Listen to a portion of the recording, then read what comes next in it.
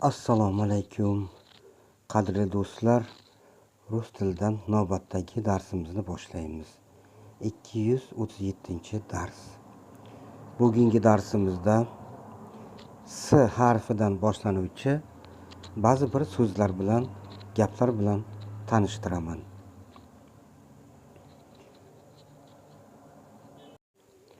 Kanalimni va meni albatta layklar bilan qo'llab-quvvatlaysiz deb umid qilaman. Obuna bo'lmaganlar esa albatta obuna bo'lib qo'ying. Darsimizning birinchi so'zi qidirib, izlab topmoq. Qidirib topmoq, izlab topmoq. Bu fe'lning noaniq formasi. Неопределенная форма глагола. Shunday qilib, qidirib topmoq, izlab topmoq, сыскать deb tarjima qilinadi. Сыскать. Сыскать.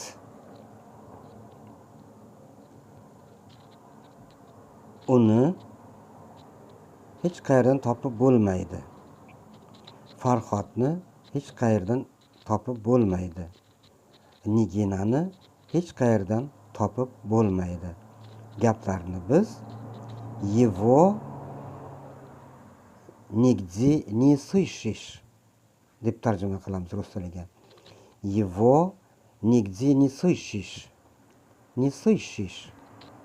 Его мужской род, его-ni o'rniga Farhodni, Farhoda nigде не слышишь.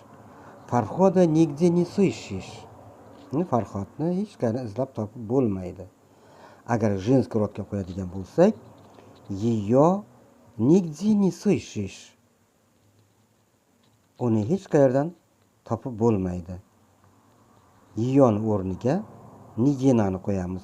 Нигину нигде не слышишь. Нигину нигде не слышишь. Его мужской род, ее женский род. Ularning o'rniga mужской rodda Farhodni degani Farhoda, Niginani degani Niginu. Farhoda nigде не слышишь, Niginu nigде не слышишь. Его nigде не слышишь, ее nigде не слышишь.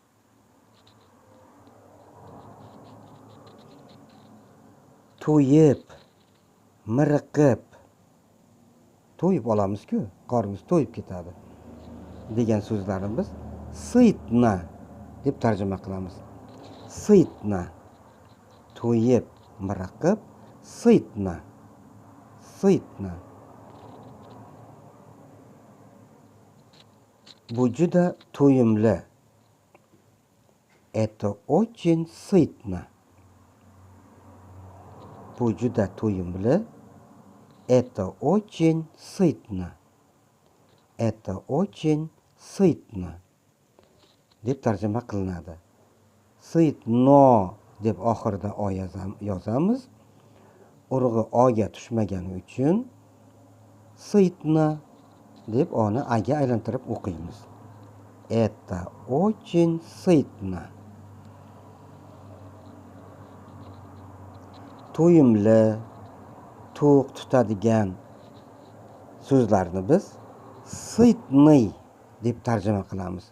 Bu мужской rodda sitный, женский rodda sitная, средний rodda sitное. Agar bularni biz qisqartirib aytadigan bo'lsak, мужской rodda sittin, sittin, sittin, to'yimli, to'q tutadigan. Женский rodda sitna, sitna deb tarjima qilinadi. To'yimli ovqat, to'yimli tushlik, to'yimli tushlik ovqati. Biz sitный обед deb tarjima qilamiz. Sitный обед. Obed deb yozamiz, lekin o'qiganimizda obed deb yozamiz. Chunki urug'i birinchi bo'g'inga oga emas, ye harfiga tushyapti. Ye tovushiga tushyapti. Sitный обед. Sitный обед. Pishloq juda to'yimli ovqat. Pishloq juda to'yimli ovqat. Pishloq juda to'q tutadigan ovqat degan gapni biz sir очень сытный продукт deb tarjima qilamiz. Sir очень сытный продукт.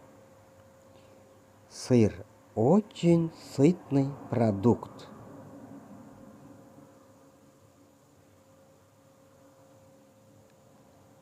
To'qlik, to'yganlik, qorin to'qlik so'zlarini sitast deb ham tarjima qilamiz.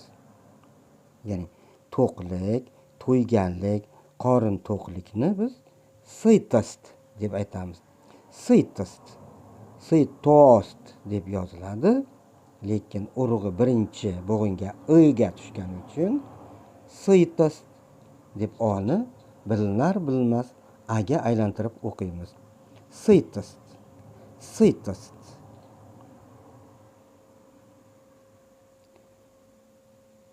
To'q, to'ygan, qorin to'q odamni biz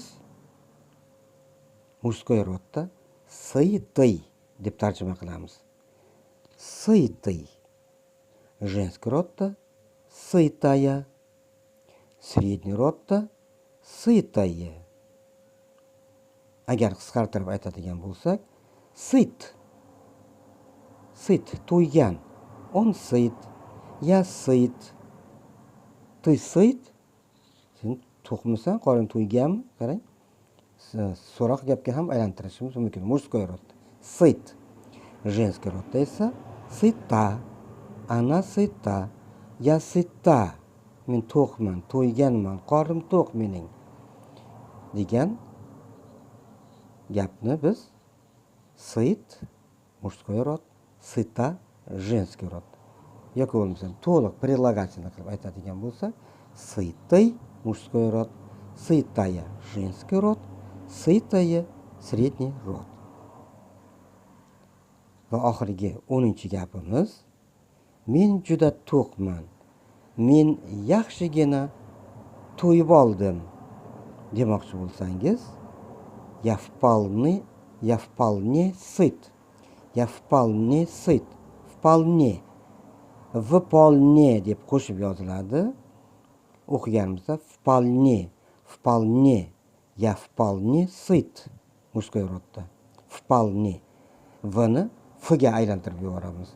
Я вполне сыт. Я вполне сыта. Я вполне сыта. Женский род. Ayollar aytish, qizlar aytishi mumkin. Я вполне сыта. Men yaxshigina to'yib oldim. Men juda to'qman. Я вполне сыт deb tarjima qilamiz. Qadrli do'stlar, shu bilan navbatdagi darsimiz nihoyasiga yetdi. Xayr, salomat bo'ling.